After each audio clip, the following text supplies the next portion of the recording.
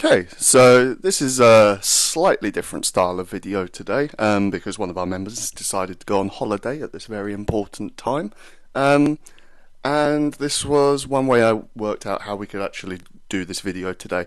It's one I've been meaning to do for a while, especially given the Enough is Enough campaign launch at the Clapham Grand Theatre starting at 7 o'clock tomorrow. I wanted to break down some of our videos following this movement, like the interviews with Eddie Dempsey, there's a speech by Mick Lynch in there, and some other RMT members as well. I haven't actually seen the video that I'm going to be reacting to yet, because it was put together by one of our editors, so I'm just going to go through them and sort of react to them, so I hope you enjoy. What I think is a national disgrace in this country is people having to go to work and go to food banks, people not being able to afford a living, people being subsidised with benefits because wages are too low, and a government that is trying to make that worse. Now, we saw what happened with P&O when a ruthless employer has got the law on its side. And this government wants to make it worse. It wants to suppress people from achieving better pay rises. That's what I feel bad about. Everybody in this country is hurting, and everybody in this country deserves a pay rise. So that really, you can see where this whole movement came from, just in what Eddie Dempsey said there. You know, at that time, he was representing the RMT, and the RMT were the ones who were going on strike. But what the trade union movement has realised is that the things that they are fighting for translate beyond just, you know, not the limitations of the trade union movement, but in terms of the outreach and the membership of the trade unions movement. And you will see, hopefully we'll get some of that tomorrow when we interview people. But right, yeah, in there you could see like the sort of seeds of how the Enough is Enough campaign came about. I think the next video is our interview with Eddie Dempsey. It was actually quite a cool little moment for us, because I released that video just of him on BBC News, and then a few days later I was interviewing him on the channel, so that was quite, yeah, that was a nice little moment. So let's watch that one now. I'm always optimistic. I mean, they don't call it the class struggle because it's easy, but I am optimistic. I think we've got some of the finest fighting trade unionists in the world, and we're prepared to take people on, so I am optimistic, yeah. That was the question I was hoping that would be put in. Are you optimistic for the future? And very much so. I got a resounding answer there. I also quite like the, there's a little bit, you may want to go back and check it, you may not, but I find it quite funny where he's like, when Eddie says, we've got some of the finest fighting trade unionists in the world. We've got someone in the background who goes, quite right. I quite like that. I thought that was quite funny. But the trade unions movement at that point, again, that was the RMT's rally at King's Cross, which was probably the first sort of major event of this summer of strikes, as it could be called. Well, I have to say, Eddie's a man of his words. You know, I just turned up there with a little YouTube channel and asked him, you know, can I grab an interview with you? And, you know, I went up to him later, he was like, yeah, I said I'd do it, so I have to say he's a man of his word, so I do have a lot of respect for Eddie Dempsey. And in that, yeah, are you optimistic for the future? And he's like, well, we've got this movement behind us, and they've managed to grow that movement even more. So, you know what, I might have to ask that question again, see if I can get a little bit more out of that one. I think all of the clips of people are sort of grouped together, so I think the next one is my most recent interview with Eddie Dempsey. How do you feel about the mainstream media in this country? I think the mainstream media play a very divisive game. They work on behalf of the people at the top of the economy, and they seek to try and pit workers against each other. They parrot lines from the employers. They just parrot lines without even thinking, from the likes of Grant Shapps. Print and broadcast absolute nonsense without fact-checking, and they do it for the purpose of trying to vilify individuals in trade unions and try to undermine people that are trying to organise to make a difference in the country at large. So they play a very divisive role. that was actually one of my favourite answers I got from Eddie, because, you know, a lot of people who have commented on videos have raised the exact point of, especially on the BBC London Eddie Dempsey video, about the treatment that the interviewers and just in general the media have, you know, done to these people. You see relentless smears. You see the media are very much willing to lie. I'm thinking particularly, I believe it was LBC, and the guy on there just literally lied about his Eddie Dempsey's salary, saying he earned over £100,000 a year, even though despite having on paper in front of him the fact that Eddie Dempsey doesn't even doesn't earn that much. In all fairness, I think given the ability of Eddie Dempsey and Mick Lynch as well, you know, maybe they're in line for a pay rise as well, because what they've done has been absolutely brilliant. But that was the reason why I wanted to ask that question, because we as an alternative union are trying to be an alternative to the mainstream media. I mentioned it before, like our interviews with Eddie Dempsey are beating the ones with GB News. And Eddie Dempsey himself, like afterwards, we're just having a little chat. I just, you know, he said to me, like, I would rather speak to you any day than have some the BBC telling me that I'm robbing the country. Now, there's that I liked, because that's exactly what we're trying to do. We're trying to, you know, we're not just blindly following what's going on here. You know, we're being critical, but I want to be critical in a constructive way.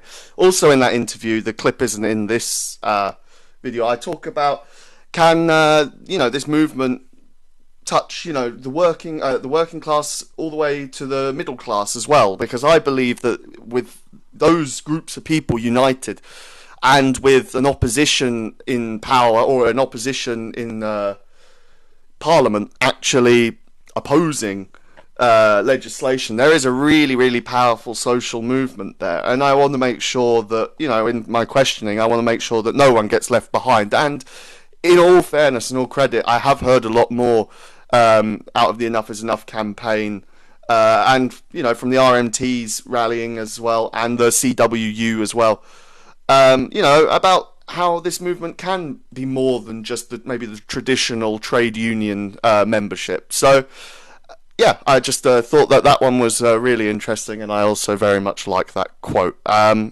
have seen that the next one is our interview with John McDonnell, which, for me personally, that was quite a cool moment, because that whole movement of time when Jeremy Corbyn was leader of the Labour Party, and, you know, John McDonnell as his shadow chancellor, that was one of the times that I kind of got drawn into Labour politics a bit more, because previously I'd campaigned with the Greens. I'd never a member of the Green Party or anything, but I was more sympathetic, and I didn't view the opposition of Labour as doing enough. So for me, on a personal note, to be able to interview John McDonnell was quite a nice moment for me personally. I'm not sure which question it is, but let's watch that one now. Optimistic about the future of the Labour movement? I'm optimistic about the future of the Labour and trade union movement, the whole movement itself. The trade unions are taking the lead at the moment because they're protecting their members against the cost of living crisis, and I think once that's infecting, it's permeating the whole Labour and trade union movement. So again, in John McDonnell's answer there, I actually feel that there is a bit of what I was just saying there before. You know, there's this political vacuum, and people are looking for someone to take responsibility and actually handle the crises that we are currently facing. And John says it there, it's the Labour and trade unions movement. The trade unions took the lead, and they've put that message front and centre about cost of living and, you know, basic dignity and decency in life and in work. And that pressure then has to be applied on the Labour Party, of which John McDonnell is an MP for the Labour Party. So again, that just kind of reinforces that idea that all these things need to be joined up, not necessarily in absolute, like, agreeing on every single thing. Like, I don't think that's an unrealistic expectation to have. But as I've said, like, in the first ever video on this channel, like, it takes people coming together who maybe disagree rather on the majority of issues, but on those issues that you do agree on, focus on them, talk about them, and actually unite on an issue by issue basis. That's how I believe that we can really deliver change. And so there, the next clip I think is a little bit for the speech from John McDonnell. There are 14.5 million people in this country living in poverty now. 5 million children living in poverty. 70% of those kids living in poverty are in households where someone is at work. Okay, so yeah, that bit of the, I see why that's been put in there, because that really is just highlighting some ridiculousness. People in this country who have jobs, have families, yet live in poverty, and that statistic, 5 million children in this country live in poverty. That, you know, a lot of the time people on the left get kind of smeared for, you know, like you criticising the country and things like that, but it's more that there's a hope and I think an expectation that people should have that things should be better. People should demand better from their situation. And I think the very least that people should be able to demand is, as I said previously, basic dignity in life and in work. I'm not actually sure what the next clip is, so let's find out. I see now. I like this interview. And actually, there's a point I wanted to say, and I've mentioned it before in terms, and people have mentioned it in comments as well, about how you know, you want like Eddie Dempsey and Mick Lynch to be in Parliament. I think absolutely every single person who I spoke to in you know, other than actual MPs. The other, like, so this guy's like just a RMT, the chair of the RMT Young Members, or some. Forgive me if I've got the title wrong. Something along those lines. I said, like, I would want all of these people to be MPs. I would rather every single one of these people were MPs than basically the majority of MPs in Parliament. The one thing I was particularly impressed with, and I'm sure you'll see it in this interview, is how switched on and how they had all of the arguments ready to hand, and you know, it just made, to be honest, it made interviewing everybody incredibly easy. So yeah, no, shout out to everybody who actually took the time to speak to us. So I actually genuinely really appreciate it. But yeah, let's watch this interview. Young people should join unions because we need to be organised in our workplace so that we can fight for better terms and conditions, and we can fight to keep the terms and conditions that the generations before us had. Right now they're attacking the pensions on the London Underground, and I joined the London Underground because I want that very good pension, because I know that when I get older I want to retire with dignity, and young people need to be thinking about their future, so they need to be thinking about their pensions, they need to be thinking about the rights that they have in work. And we're getting trapped right now in an economy where there's casualisation of work and there's no security, and that's something that really affects young people. Feel support. I don't think I really need to add anything else to that. I think that is an absolutely brilliant answer. You know, it breaks down in brilliant detail exactly what the interests of young people are, exactly what the problems are, you know, facing young people in work. And I think also just because he was the chair of the RMT young people's thing, again, I'm sorry, I keep getting the title wrong. You know, that's a guy doing his job very, very well. So, yeah, no, that's brilliant. I think the next one is Andy Kerr, who is of the CWU. So let's watch that one. By the Labour Party. No, I don't, actually, if the truth be known.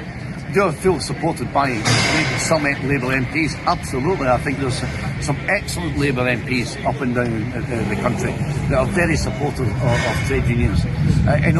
But there's others that could be a bit more supportive. And so that question of do you feel supported by Labour is, you know, it's probably one of my more cheeky questions. I'm not angling to get like anyone to criticise Labour, but as I was saying earlier, just about that, interest in being, interest of being aligned with one another. I think that's the reason why I asked that question. And I had similar versions of that answer from a few people when I've asked that question, which is basically, I don't really feel supported necessarily either by the leadership of the Labour Party or by the Labour Party itself. But do I feel supported by some MPs? Absolutely. And we could see that because we spoke to some of these MPs. And we will be speaking to more, I'm sure. Excuse me, just with what's coming up with the Enough is Enough campaign launch tomorrow. There's a bit of a revision for me, just to remember how to interview people. But also, I thought that this could be something a little bit interesting.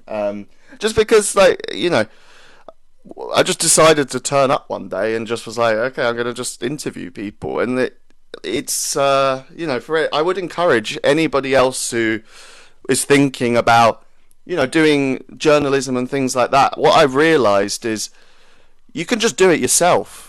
You don't need to wait for someone to give you a job or an opportunity. You can make that opportunity yourself. And actually, really, now I think about it, that's very much aligned with what the trade unions movement is doing at the moment. They have taken the initiative and have taken responsibility for themselves, and they're like, we're going to fight for this and we're going to change it. And if anybody has got this far in the video, because this is going to be quite a long one, and you are, somewhere in the country, I would really, really very much like to get other people sort of doing what I'm doing. All over the country, there are stories and people who have got brilliant things to say, really interesting things to say.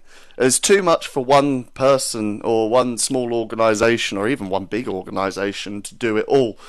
Just go out there, take your camera, take your phone, just find somewhere where something's going on and just go walk up to people and ask them, can I speak to you? Can I have you, I'm just filming a little video, could you speak to me? And I think the more kind of content that we can get like that sort of out there, I think is really, that is that alternative to the mainstream media. This will be media of, by and for the people. Sorry for the cliche, but this is, the People's Channel. No, it's too far. I think I'm stealing that from somewhere else anyway. Look, I'm rambling now. I think that this is a really exciting time, and actually there's a lot of energy about, and don't hold back. If you just go out there, do stuff, do things, get involved, and everybody can say enough is enough, and we demand better. Thank you for watching.